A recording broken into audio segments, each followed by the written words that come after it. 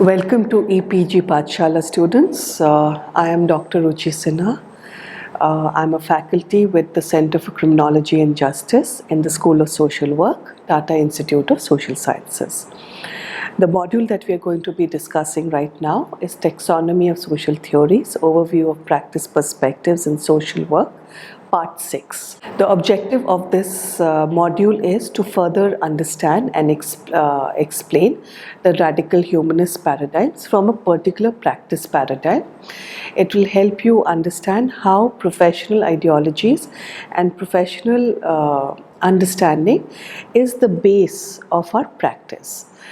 It will help you also understand a fairly underrepresented practice paradigm, that is criminal justice social work. So this module builds upon the previous module and explains the radical humanist paradigm through the practice of criminal justice social work. It was seen in that module that the radical humanist paradigm has the dimensions of subjective and radical change at the two ends, and David Howe has called radical humanists the raisers of consciousness. So if you want to just refresh your memory, look at figure 1, it will help you contextualize it. So Howe, as I've already said, has described the practitioners in this paradigm as being aware of the inequities that prevail in the society. This paradigm believes that problems faced by people, namely personal, psychological, social or emotional, can be attributed to the dehumanizing processes of the modern society. This practice here is not limited to alleviating personal distress, but is aimed towards addressing the inequities that exist in society. And the starting point for radical practice here is to challenge status quo. So we are exploring radical humanism extensively through criminal justice social work. And just before we delve into how criminal justice social work is radical humanism or raisers of consciousness, I'll give you a very short brief on what is criminal justice social work. Social work has played a very important role in the criminal justice system since the early 20th century, but it has been limited to the function of rehabilitating the offender. And the role of the social worker in those initial days did not permit them to make a critical analysis of the state or critical analysis of the system for that matter. As a result, workers within this practice paradigm were largely prison social workers, probation officers, and maybe social workers within the juvenile justice system. And they were actually treating their clients as individuals who are pathologically disposed or are pathological, predisposed to committing crime, and instead of analyzing the debilitating effects of capitalism on the individual, the role of a social worker was limited to restoring the individual back to the society, which was in tandem with the cultural norms of the society. As a result, the practice was revolving around giving faulty criminals underlined, the benefit of corrections by the powerful, to transform them into obedient citizens. These attempts to normalize, decriminalize and transform over time were viewed with a lot of suspicions by the latter social workers who were working within the system and who were viewing the system as a power structure. So incidentally and ironically, the justice system, justice means it is open for all. The very justice system was seen as an oppressive system, which instead of doling out justice, was doling out justice in a very unjust fashion. Thus, here lies the whole challenge. The later criminal justice social workers believed that the premise of laws and justice have to be questioned. There is a need to change laws, and the attitude of the functionaries within the system needs to be addressed as well. Thus, the aim of practice here was not normalizing the offender. The aim of practice was sensitizing the system to the social realities outside and making them aware, making the system functionaries and making the system aware that crime is not just an outcome of individual limitations, but it is an outcome of a larger social reality which has been constructed by the power holders. Thus, instead of just decriminalizing the offender, the efforts are towards decriminalizing and humanizing the law as well as the justice system. And hence, one important thing that is being addressed currently by criminal justice social workers is we are trying to decriminalize the beggary law. There is something known as the Bombay Prevention of Beggary Act, which actually criminalizes beggary, and we are trying to work towards decriminalizing it. So the view of criminal justice social work is relatively recent, and it draws a lot of support from the human rights movement.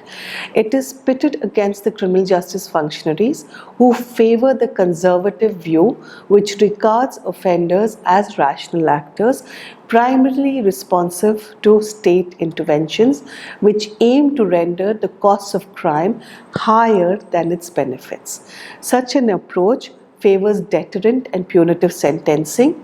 The emphasis is extremely conservative, and it is on the individual, which the criminal justice social workers refute. Why do we see criminal justice social work as raisers of consciousness? Let's try to understand this. The precursor, as we have just gone through, to criminal justice social work was corrections. Corrections implied secure detention facilities such as jails, prisons, with programs aimed at assuaging the society's demands to punish the criminal and help them repent their crime. Over time, programs such as probation, parole, a separate system for children, besides training, counseling, and providing certain de-addiction programs, expanded the term of corrections to rehabilitation. Consequently, corrections came to be seen as a bridge between punishment and rehabilitation. But the aim of corrections and rehabilitation was essentially to help the individual come back to the dominant norms of society. Till the 1990s in India, the term corrections and rehabilitations were used interchangeably. So you understand that how words become very important, and corrections rehabilitation was limited to corrections, but it seemed to tell the outer world that we had progressed from corrections to rehabilitation, which in practice was not as discernible. At best, the terms is thus indicated a chance given to these individuals who, by losing their freedom, were provided counseling, education programs to equip them with skills to transform them into productive members of society. This approach was confined to the individual and intrapsychic explanations for behavioral problems, wherein the role of social context was completely overlooked. The emergence of radical practice thus criticized this traditional form of social work for the predominance of individualized notions of personal problems. So as social work developed as a profession, the importance of context informing practice became the central phenomena for the growth of radical practice for criminal justice social workers.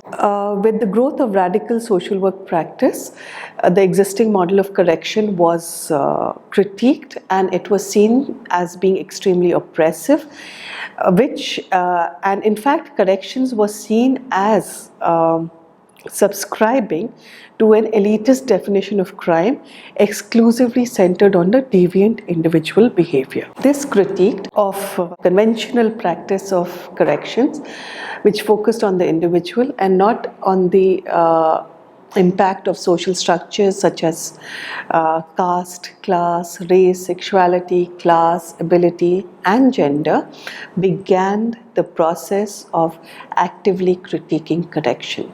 It set the stage from shifting from traditional functionalism to a politically informed radical practice. At the same time, while this was happening, the human rights movement, with its focus on social, economic, and custodial justice, further highlighted the limitations of corrections. It brought forth the rampant abuse of human rights for all, and especially of those individuals who were away from public scrutiny, especially of those who are in custody. It contextualized the issues of marginalization, vulnerability, and abuse within the democratic ideals of equality, freedom, human worth, and dignity. It transposed the ideas of criminality as an individual act to one that of socially driven exclusion process. It mainstreamed the idea that criminal justice was penalizing the marginalized groups, recognized the skewed experience of abuse by the vulnerable, such as the women, children, elderly, and the differently abled. Thus, criminal justice social work, opposed to correction, contextualizes crime, sees it embedded in the community context, and involves individual families and communities in understanding the harm caused by the offending behavior, the experiences of the victim, through the collective action aimed to redefine law. It is an overarching concept with an engagement both in institutions and in the community. This is where the future of this field of practice could be moving towards, facilitating journey out of institutions into communities, facilitating individuals to reclaim their identity and place in society. Criminal justice social worker practitioners are aiming to strengthen social-legal dimension within the justice system. They argue the justice system needs to treat the crimes by the powerful more harshly than the crimes of the powerless. It articulates the fact that crimes perpetrated by the powerless and the powerful sections of society need to be assessed by the severity of the harm and number of people affected. They look at 4 dimensions: individual and social harm, extent of victimization, social agreement, and probable social response. The dimensions of individual and social harm refers to direct individual harm in which the perpetrator has specifically targeted the victim. And the most serious harm that comes to our mind is when the victims have been denied their life or have been permanently injured or maimed. So the crimes that come to us instantly are murder, rape, and maiming of a particular limb. The next level that is analyzed is crimes that are harmful but leads to only temporary loss of a certain capacity or capability. This is followed by those that might offend the moral sensibilities but might not result in a direct loss. And here the best example that I can give is eve teasing. Eve teasing, largely, if you notice, a lot of people do not even see it as a crime. But women, and especially girls, have shared constantly that it creates a lot of problems, and it has led to it has led to certain outcomes where girls have had to drop out of school. Now, when this outcome is seen in terms of debilitating effects, it has reduced the life choices for the girls, and hence it is a very serious crime. This is followed by those that might offend by the dimension of harm which creates moderate social harm. And here something that we can talk about, since cricket is a passion of many children and many youth in this country. Match fixing, price fixing, everything comes within this paradigm. So while we do not realize that how this entire process impacts us, if you look at price fixing, the price of the commodity increases and decreases according to this crime. So farmer suicide, which we are hearing of in our daily media reports, it is amazing for a whole lot of people who say that a farmer who is selling his potatoes at 9 rupees per quintal is being bought at 20 rupees per kg in most of the cities. So this price fixing, if you actually see in terms of notional harm, is not only harming farmers, it's also harming the people who are buying. Should this be seen as crime or not is something that is being debated upon, and criminal justice social workers are attempting to push such realities into the whole paradigm of crime.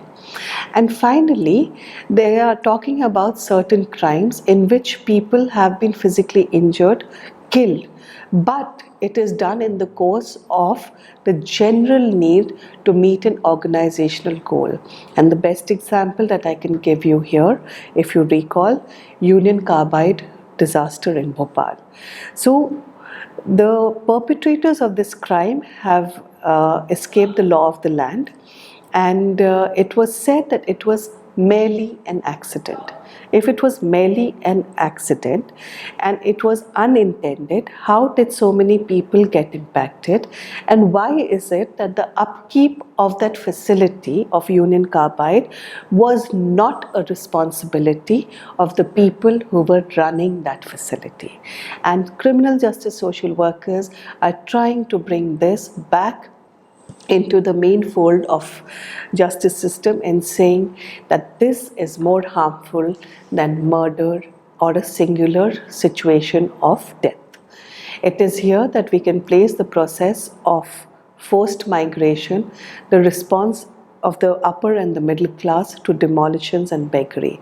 Something that does not seem to be criminal is actually more harmful than what we, that is you and me, see to be harmful or think is harmful. We just understood the dimension of harm, individual and social harm. The second dimension that we can talk about is the extent of victimization that one sees related to a particular crime. This includes a range of crime in which victims are highly visible, as an individual crime, that is murder, through crimes in which several are affected by a random crime. So say by a stampede, to those who are more affected by being members of a particular targeted social category, such as employees working in high-risk occupations such as mining. Students, you must be aware that there are enough people who die every day in certain industries which are harmful and hazardous. In fact, it's interesting that people who clean the drains of cities, those people are dying almost every day because of the toxic fumes. But that death is not linked to crime. So how do we decide one death is criminal in nature and the other death is not? Criminal justice social workers are asking these uncomfortable questions. Thus, victimization can be mitigated by addressing the larger and immediate context as per the felt needs of the people, and this can be done only through redistribution of power according to the practitioners in this field of practice. The third dimension is social agreement. It would be interesting to realize that there are many formats of crime that people don't even agree are criminal in nature. And criminal justice social work is advocating strongly to include these and ensure that the harm created by these crimes gets recognized by the state. So criminal justice social workers highlight that maximum agreement is for crimes committed by the poor, and there is apathy or disinterest for the crimes committed by the powerful. Thus, while a pickpocketer will be beaten up by the mob or will definitely face some consequence within the criminal justice system. Now, how many corrupt politicians are facing any form of action? A pickpocketer is probably picking pockets because he's poor and he's hungry. There is a rationale and a reason which can be addressed. But a corrupt politician is committing a crime purely because of the hold of power. This is something we need to understand. Thus, while there is maximum agreement for, say, murder, moderate agreement for acts of social deviance such as street fights, drunken brawls, there is almost no agreement, and there is a sense of apathy to all these crimes which are committed by the powerful. One crime that most of us have been talking about, and in fact the media has been bringing this to our living rooms. You must be reading about how substandard products are being sold to us, or how something as every day that we are consuming, vegetables are being treated chemically to ensure that the profits are maximized. Now, if profits are being maximized for the person who's selling, the cost that we are facing due to ill health and increased medical treatment is actually a crime that needs to be brought to the mainstream. And criminal justice social workers are trying their best to say that traditional crimes do not warrant the focus of our criminal justice system. It is these new forms of crime which have a dimension of power attached to it, which need our attention. Now, this considerable disagreement over these forms of crimes is something that we really need to work upon, and deaths due to resulting from accidents and criminal negligence of safety standards, as well as demolitions perpetuated by the state, are clearly located here within this practice. And the last dimension that the social workers and criminal justice system work upon is the probable social response. It is seen that there is a high probability of severe sanctions for people involved in direct crimes such as rape and murder. Moderate sanctions such as fines and in some rare cases for certain moderate crimes, and almost no sanction for something as all-pervasive prevailing crime as corruption. How many corrupt people have you seen who have been caught by the system? In fact, if you look back and you see the famous Nirbhaya case, the public condemnation to the whole consequence of rape was so strong that it led to changing a whole act, that is the Juvenile Justice Act. However, the whole process of removing people en masse from a certain place where they have been living for years together for a development project gets no attention either in media or gets no attention by the policy makers.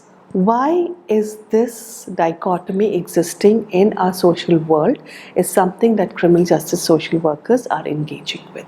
Thus, criminal justice social workers argue that each form of crime needs to be analyzed with consideration of the prevailing economic and social scenario. There are some crimes that are not even recognized as crimes. This needs to be rectified. There are crimes that are hidden so well by the power holders that many will deny its existence, and elites actually have created an environment where they are arguing, can these be seen as crime?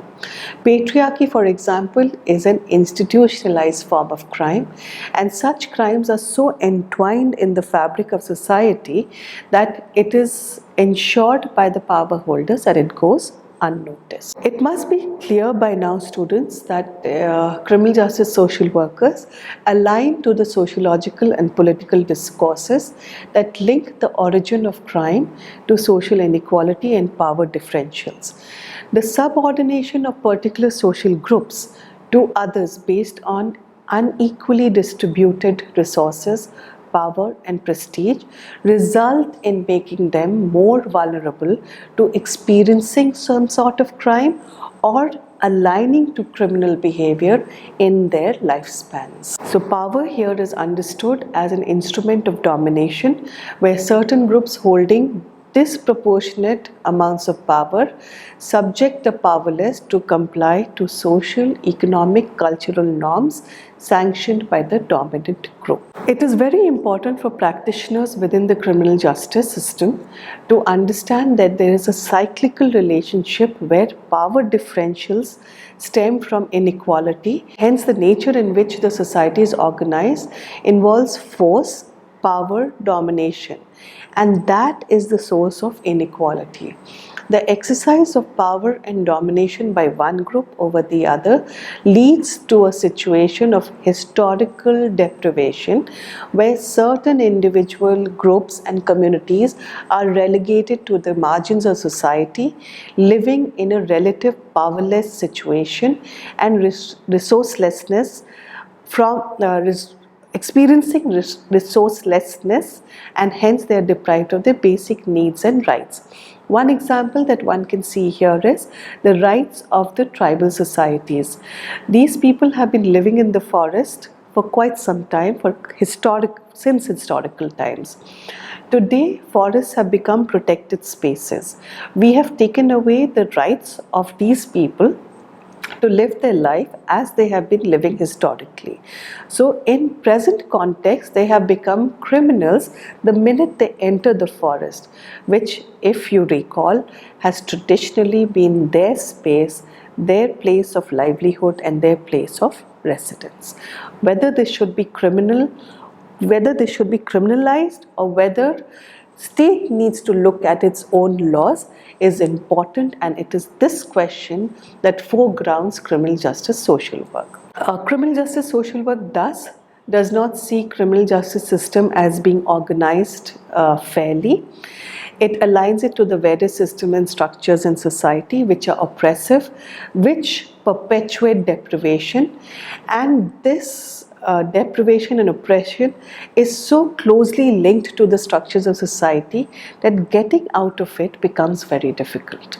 And thus, when a person is being processed through the system, we have to understand that not only is this person getting processed differently, the system is also reacting to it differently. So the way probably a renowned business person would be treated in the system and a small-time murderer would be treated in the system would be very different. So the common thread in all forms of crime which penalize the poor and the vulnerable is the fulfillment of one party's purpose at the expense of the other. Crime entails the use of power, both direct and immediate. That is like when one slaps another, or it may be structural. That is when government leaders decide to purchase armaments rather than spend on healthcare and nutrition. Criminal justice social work practice helps contextualize the dynamics of power in crime as crime of the powerless and the powerful. It understands power from different dimensions. It sees it from the lens of class, gender, race and ethnicity.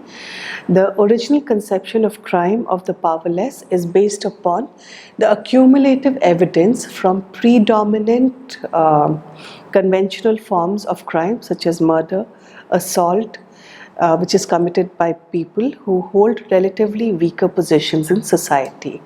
So you will see a lot of coverage of street crime, which is seen as a very serious crime. You will see a lot of coverage about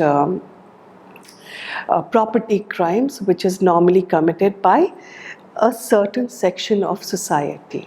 So working class crime is given more space over the crimes committed by the powerful, and hence the ones who are arrested, charge sheeted and convicted by the criminal justice system belong to a certain section vis-a-vis another section.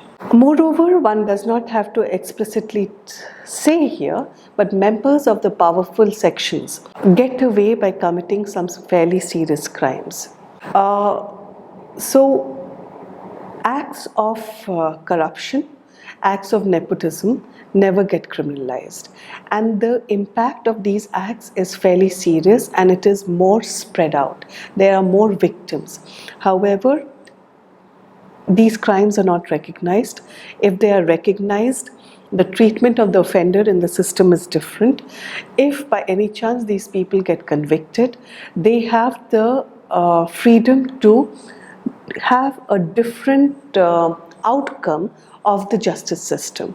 And hence, if a robber or a mere person who has stolen a few hundred rupees gets 3 years of imprisonment, how is it that a person who has stolen crores of rupees from the country is still absconding? And these are important questions. Thus, not only is it that criminal justice social workers are saying that these crimes are not recognized, it is also questioning the ability of the powerful to resist arrest, prosecution and conviction. If I summarize criminal justice social work, I would like to say that it challenges the conventional thinking of crime, exposes the relationship between political and economic injustice on one hand and the suffering of the powerless on the other. The practitioners here critique structures, boundaries, hierarchies which maintain oppression and are replicated within the criminal justice system, and hence the word justice within the criminal justice system is slightly ironical for criminal justice social work practitioners. So I hope through this module, I have been able to inform you what criminal justice social work practice is, why is it located within the razors of consciousness, and why it is a very important field of practice, especially in today's context when crime and criminality is getting questioned everywhere. So with this, I hope you will take time off and read the e-text on criminal justice social work and the readings attached to it. Thank you.